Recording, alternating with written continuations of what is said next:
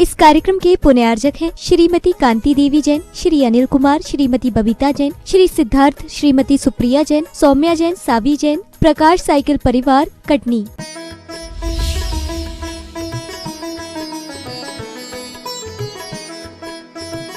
आप सभी तीर्थंकर वर्धमान महावीर स्वामी के जीवन कथानक से जुड़ रहे हैं, प्रतिदिन उसे सुन रहे हैं। देखिए,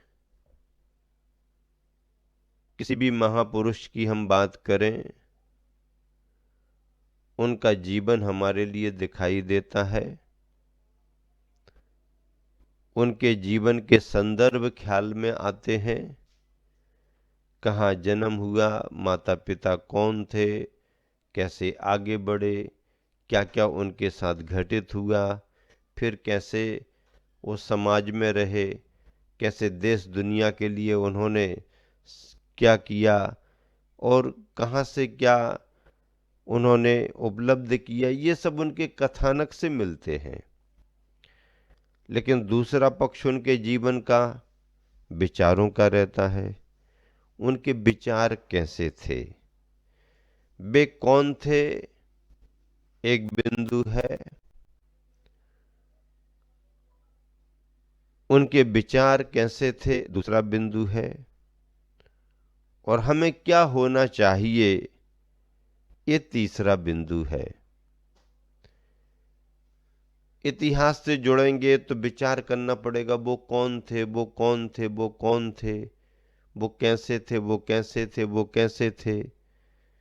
फिर उनके विचार क्या थे, उन्होंने क्या संदेशा दिया, ये दूसरा बिंदु है। और फिर हम किस अवस्था में हैं, हमें क्या होना चाहिए, ये भी हमारे लिए विचार करना पड़ता है। सर्वांगीण जब विचार होता है तो फिर चिंतन मंथन से कोई नवनीत उपलब्ध होता है। भगवान महावीर स्वामी का व्यक्तित्व, उनका जीवन कथानक के माध्यम से आपको सुनने मिल रहा है, लेकिन उनका दर्शन, उनके विचार, उनकी देशना, ये दूसरा पक्ष है। देशना में उनके विचार किस तरह से आगे आए हैं, दुनिया कैसे उनके विचारों से लाभान्वित हो रही है, ये हमें समझना बहुत जरूरी है। भगवान महावीर के सिद्धांतों में पहला सिद्धांत अहिंसा का है। कौन सा है? पहला सिद्धांत अहिंसा का है। दूसरा सिद्धांत अनेकांत का है। तीसरा सिद्धांत अपरिग्रह का है। और चौथा सिद्धांत आत्म स्वातंत्र अथवा कर्मवाद का है। लेकिन संदर्भ जब महावीर भगवान का चल रहा है तो महावीर भगवान का विशाल वीतरागता का भवन इन्हीं चार पायों पर खड़ा हुआ है। एक खम्बा अहिंसा का है, एक खम्बा अनेकांत का है, एक खम्बा अपरिग्रह का है और एक खम्बा कर्म सिद्धांत कर्मवाद का है। इन सिद्धांतों को गहराई से समझना जरूरी है। अहिंसा, अहिंसा कहते किसे हैं?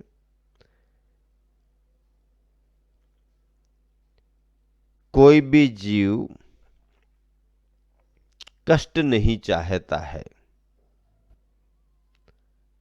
कोई भी जीव अपने जीवन में परेशानी को पसंद नहीं करता। और सबसे बड़ी बात है कि कोई भी जीव मरना तो पसंद करता ही नहीं। क्या? कोई भी जीव मरना पसंद नहीं करता। मरना पड़ता है ये बात अलग है, जीव की पर्याय का अंत होता है ये बात अलग है, जीव का शरीर परिवर्तन होता है ये बात अलग है। लेकिन आखिरी में भी अगर उससे पूछा जाए क्यों मरना चाहते क्या, तो ये कहेगा नहीं, अभी मुझे और जीना है, मरना नहीं है मुझे। जीने की इच्छा सभी प्राणियों में होती है। कभी कभी हमको लगता है हमारे पास साधन ज़्यादा हैं तो हम सुखी हैं। वैसे हमारे पास कहने का मतलब ये हमारे भाषा प्रवचन की, हमारे पास साधन नहीं है, हमारा जीवन तो साधन विहीन है, साधना से संपन्न है। लेकिन गृहस्थों के पास साधन रहते हैं। तो कोई भी गृहस्थ से पूछो तो अगर उसके पास साधन पर्याप्त हैं, उसकी इच्छा के अनुसार है, तो वो सुखी माना जाता है। और साधनों की कमी हो जाए तो अपने आप को वो दुखी मानता है। साधनों की अधिकता से, साधनों की कमी से सुखी दुखी होना तो अपनी जगह है ही। वैसे परिस्थितियों से भी व्यक्ति सुखी दुखी होता है। और ऐसे दुखों से बचने के लिए इतनी ही भावना होती है कि जिसकी कमी उसकी पूर्ति हो जाए, दुख खत्म हो गया।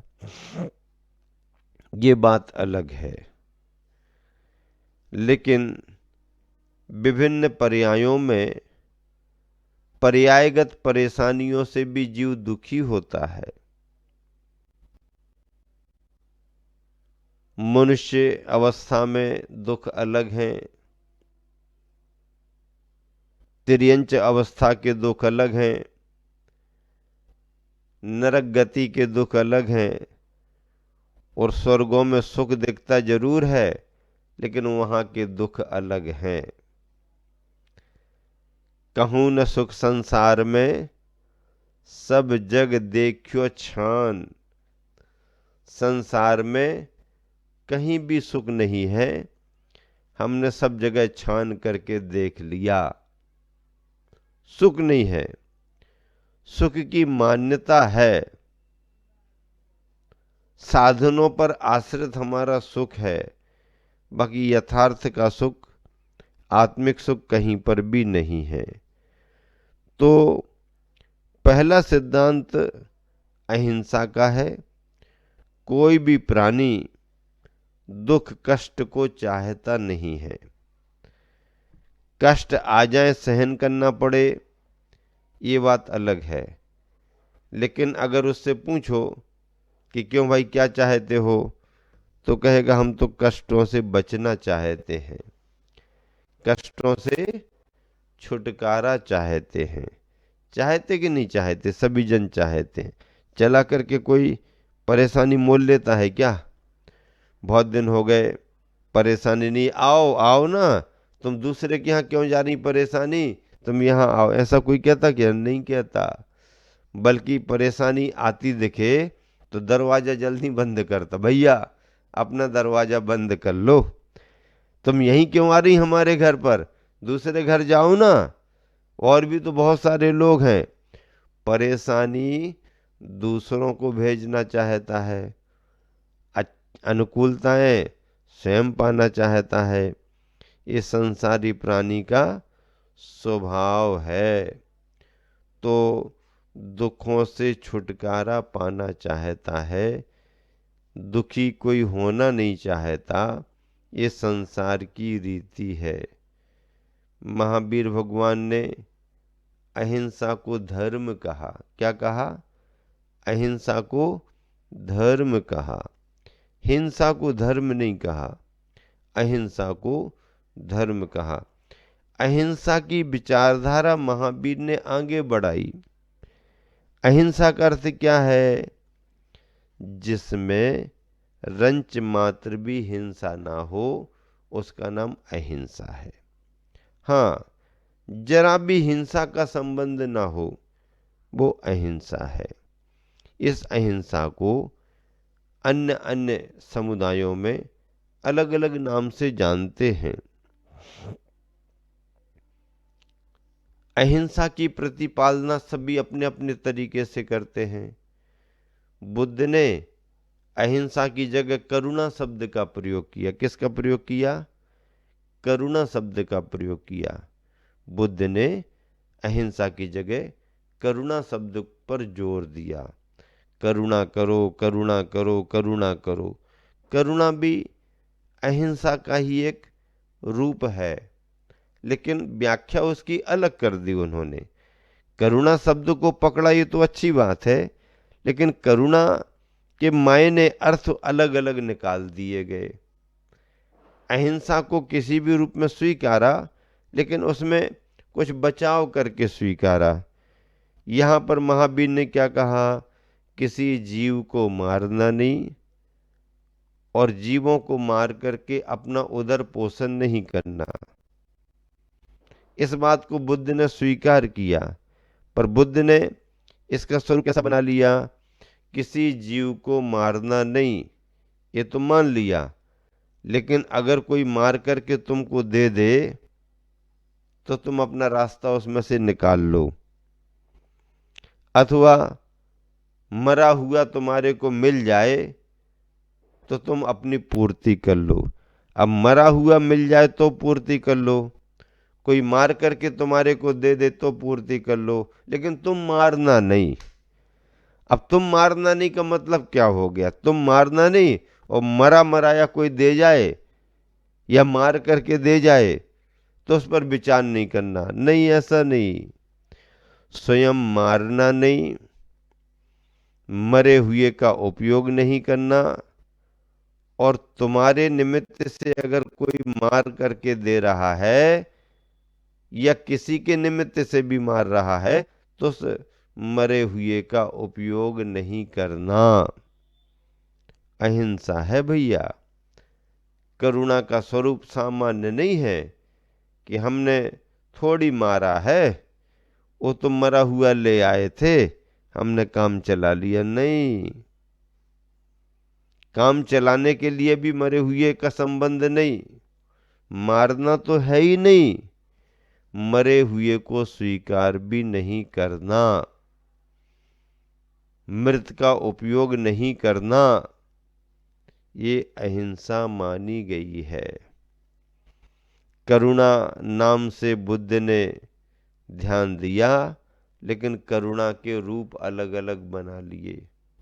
बुद्ध की करुणा इतनी ही है कि जीवों को स्वयं मारना नहीं, मरा हुआ मिल जाए तो पेट भर लेना, कोई मार करके ला करके दे दे तो भी पेट भर लेना, स्वयं नहीं मारना।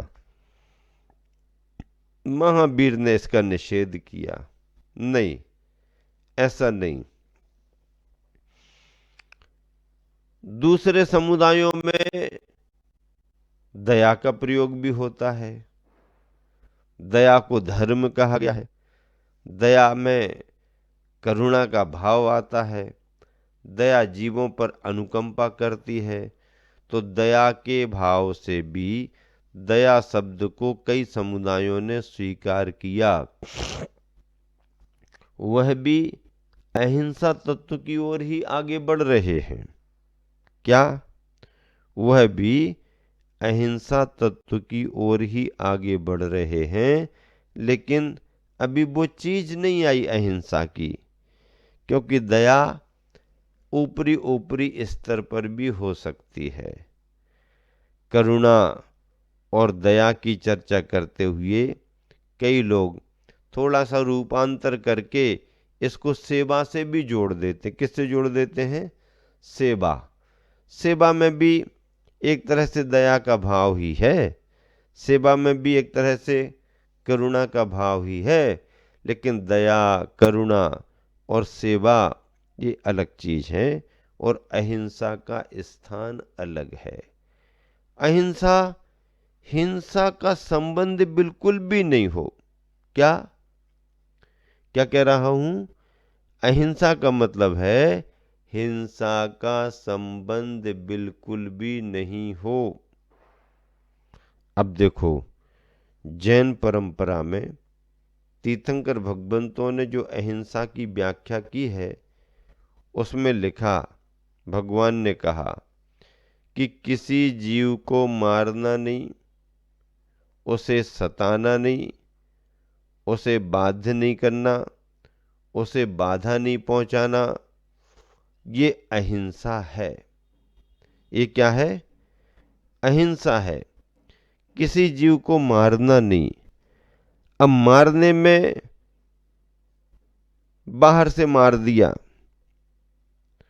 शरीर के उपप्रयोग से मार दिया, ये बहुत स्थूल हो गई जो दिखाई दे रही है। उस व्यक्ति ने उसको पकड़ करके बांध करके रख दिया, बंधक बना लिया। उसने लाठी उठाई और लाठी से पीटना शुरू कर दिया। दिख रहा है उस व्यक्ति ने औजार हथियार लिया और सामने वाले को मार दिया। ये हिंसा दिख रही है। इस हिंसा को काय संबंधी हिंसा कहते हैं। किस संबंधी? काय संबंधी हिंसा कहते हैं। लेकिन काय से अगर हिंसा हो रही है तो उसमें संबंध मन का जुड़ा हुआ भी मानते हैं, वचन का जुड़ा हुआ भी मानेंगे, और हो सकता है कि किसी परिस्थिति में मन और वचन का संबंध ना भी हो और काय से प्रवृत्ति हो जाए। तो अगर काय से प्रवृत्ति हो गई है और मन वचन नहीं जुड़ा तो वो अलग भंग बनेगा। और जिस प्रवृत्ति में शरीर से भी कर रहे हैं, वचनों से भी कह रहे हैं और मन से भी उसकी अनुमोदना कर रहे हैं, तो ये जो है ये मन वचन काय से हिंसा हो गई। ऐसे मन वचन काय तीनों योगों से हिंसा का होना और केवल शरीर से हिंसा का होना, शरीर से हिंसा नहीं की है, मारने के शब्द बोल दिए तो वचन से हिंसा हो गई, और शब्द बोले भी नहीं है लेकिन मन में वैसे भाव ले आया, विचार कर लिया उसने, तो ये मानसिक हिंसा हो गई, मन से हिंसा हो गई। तो मनसा वाचा कर्मणा तीनों प्रकार की हिंसाओं से अगर कोई बचता है तो उसे अहिंसा धर्म को पालने वाला कहा। क्या कहा? अहिंसा धर्म को पालने वाला कहा। देखो बहुत बड़ी बात है, इतनी सूक्ष्मता से अहिंसा की चर्चा सब जगह नहीं हो पाती है। यहाँ तो दार्शनिक प्रक्रिया में ये भी कहा कि बाहर से हिंसा ना करते हुए भी व्यक्ति भावों से हिंसक हो सकता है, और बाहर से हिंसा हो गई है लेकिन हो सकता है उसके भावों से उसका संबंध ना हो। बाहर से हिंसा दिख रही है पर उसका उसके भावों से संबंध नहीं है, और बाहर से हिंसा नहीं हो पा रही है, बाहर से हिंसा नहीं कर रहा, फिर भी उसका भावों से संबंध हो। ऐसी द्रव्य और भाव हिंसा के रूप में हिंसा के भेद भी किए गए हैं। ऐसे हिंसा के भेद प्रभेदों को समझ करके आपको अहिंसा के तत्व को समझना है। तीर्थंकर भगवान महावीर स्वामी ने अहिंसा के इस तत्व में एक सूत्र दिया है, जियो और जीने दो, जियो और जीने दो, जियो और जीने दो।